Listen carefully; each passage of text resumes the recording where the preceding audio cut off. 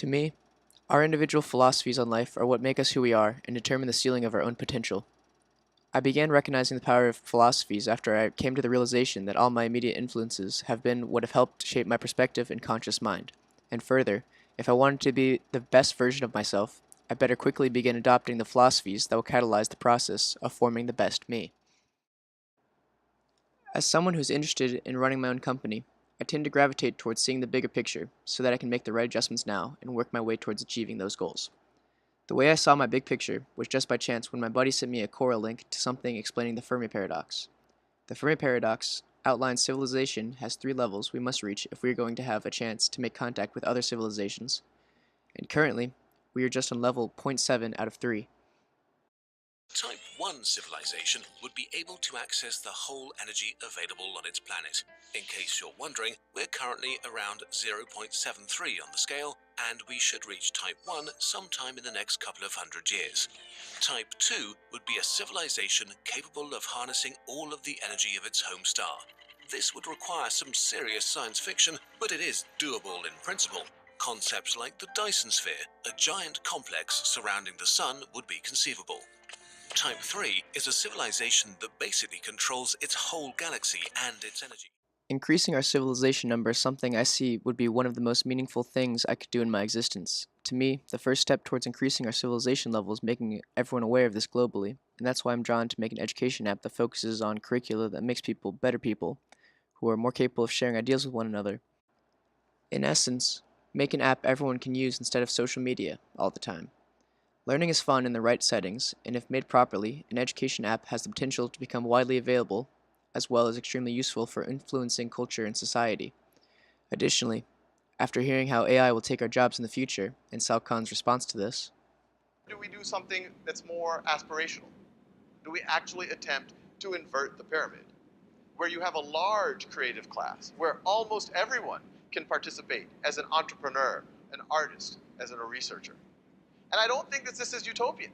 I really think that this is all based on the idea if we let people tap into their potential by mastering concepts, by being able to exercise agency over their learning, that they can get there. after hearing this, I personally think an education app would go hand in hand with that future development.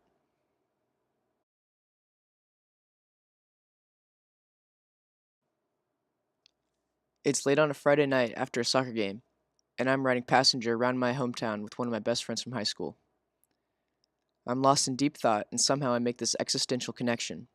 My life and my ego, and everything that encompasses who I am, means very little except that I have two choices to make in order for my life to have any real meaning on the current human condition.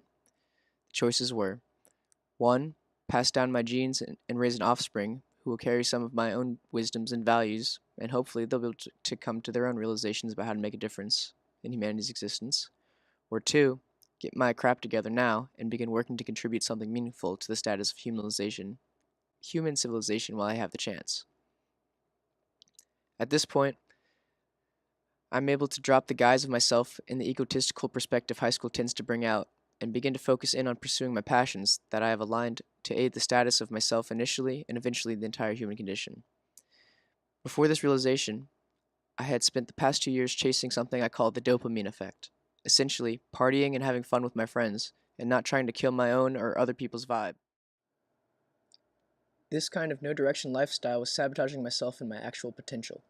To me, living young, wild, and free was something to do, and the spontaneity of everything was entertaining. I attribute much of my people skills to time spent in this environment, and in retrospect, I probably wouldn't have had it any other way.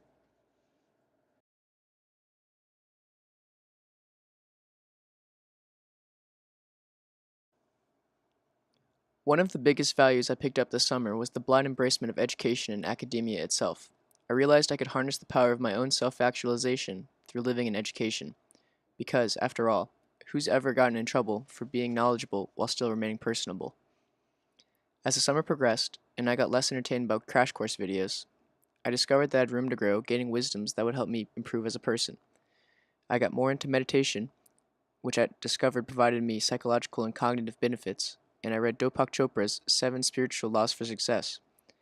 And now I feel more inspired and confident in myself than ever to pursue my passions that will define what I accomplish in my lifetime. In summary, The philosophies I hold most dearly are those that are the most rational to me and most relevant to my existence and success on Earth, and I look forward to my personal growth and development in all areas of life going forward.